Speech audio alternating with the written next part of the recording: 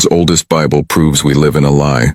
This 1775 Bible shows that March is actually the first month of the year, and Sunday, yes, you heard right, is the first day of the week. Take a look. And so this right here is the Bible from 1775, telling us at the time that we used to have 13 months. The first month of the year is March. Look at it all the way to the end, guys. There's 13 months. 13 months. First day of the week, Sunday. Second day, Monday. Look at that. Seventh day or Sabbath, Saturday. This is the proof right here. I've always been a curious soul, but not in the way you'd expect from scholars or historians. What I discovered there sent me straight down a rabbit hole. An old Bible from 1775, and it wasn't the antiquity of the book that caught my attention, it was the content. According to this Bible, the first month of the year is March, and each week begins on a Sunday. Sunday is the first day? March is the first month? That's not what any calendar I've ever hung on my wall has shown. The curiosity in me sparked. I wondered if what I was looking at was true. Why did everything change? Who decided to flip the script and shift the months around? And why does it feel like we might be out of step with the rhythm that was once so ingrained in our culture that it was worth printing in the good book itself? It was like finding a piece in a puzzle that I didn't know was missing. The more I thought about it, the more questions arose. What if the holidays we celebrate, the ones we've been told were based on ancient traditions, were actually aligned with a different rhythm, one dictated by this forgotten calendar? Take Christmas, for instance, often said to be a rebranding of pagan festivities. If we were following this old system, where would that leave December 25th? Would it hold the same meaning if it didn't coincide with the winter solstice as neatly as it does now? Could this alternative arrangement of time affect not just holidays but our everyday lives? I'm not an academic with a wall of degrees, but that night I felt a responsibility to learn more.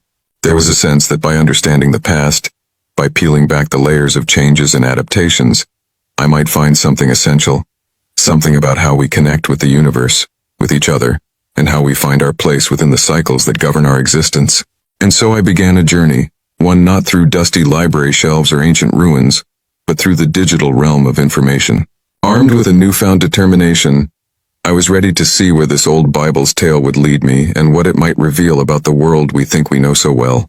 Discovering that Sunday might actually be the starting point of the week necessitates a serious reconsideration of cultural and religious norms. It presents the startling idea that the day we traditionally dedicate to rest and religious observance could indeed be Saturday. Such a perspective carries weighty implications for contemporary religious customs, hinting that widespread practices might not align with this historical viewpoint. Astrologically, the impact of such a shift cannot be understated. Each day's energies are traditionally tied to a celestial body, which, according to astrological systems, can influence human affairs. Misalignment between our constructed week and this celestial ordering might disrupt the intended flow of cosmic energies into daily life. For adherents of astrology, this calls into question the very foundation of their practice, suggesting a need for a thorough reassessment of how days and their corresponding planetary energies are observed and honored. This raises the fundamental question: who was it that altered the configuration of our week, thereby altering the fabric of our lives? The catalyst for such a change is not immediately evident. It may have been an incremental process influenced by the shifts in religious and secular authorities over the millennia, or it might have been an intense move to distance contemporary practice from ancient traditions. One of the things Constantine did was because he wanted the pagans to worship God, Jehovah.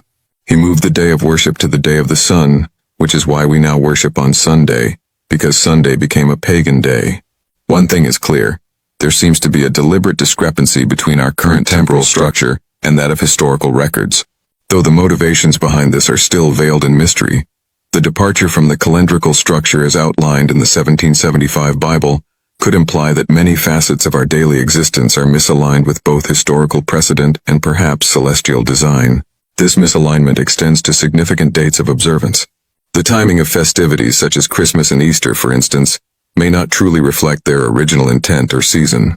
Contemplating a realignment with this historic calendar suggests the possibility of returning to a way of life that is more authentic, perhaps closer to spiritual principles that have been overshadowed over time.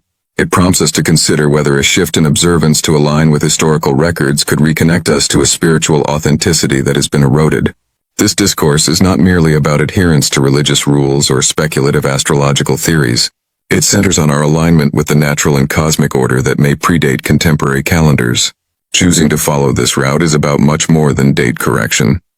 It's a quest to uncover a harmony with the natural world that may have been lost. As we delve further into the contents of this ancient text, we have to wonder what further insights they may offer, and in what ways these could revolutionize our current understanding of time, spirituality, and our place within the cosmos. This exploration is not only fascinating but has the potential to be profoundly life-altering. The 1775 Bible, which intriguingly outlines a calendar year starting with March and comprising 13 months, hints at a bygone era's intimate dance with the cosmos.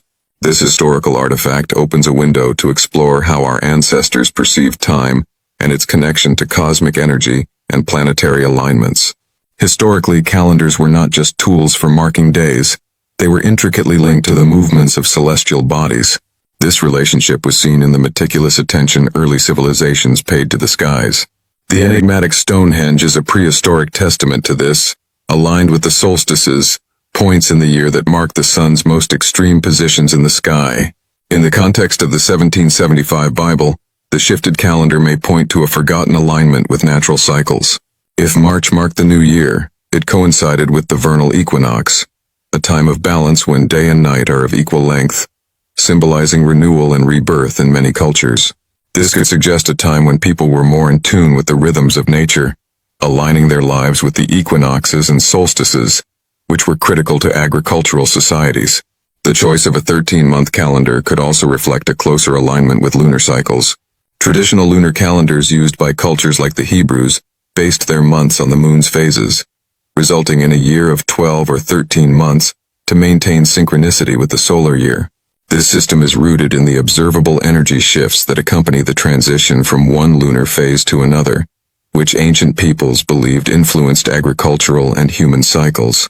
Furthermore, planetary alignments have long been observed and respected.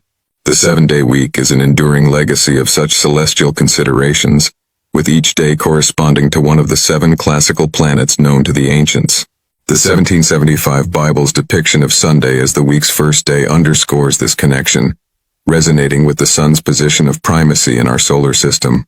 The study of the calendar in the 1775 Bible might reveal more than a mere historical curiosity.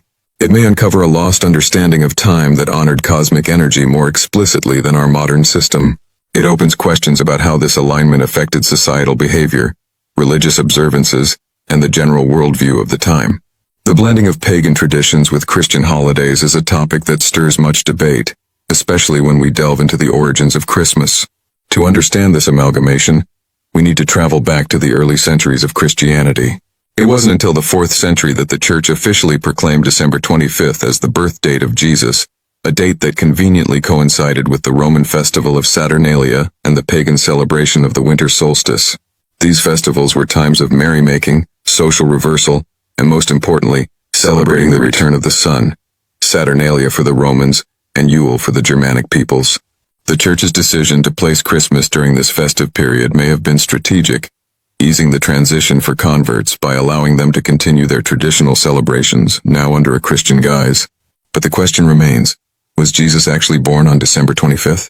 Historical and scriptural evidence suggests otherwise.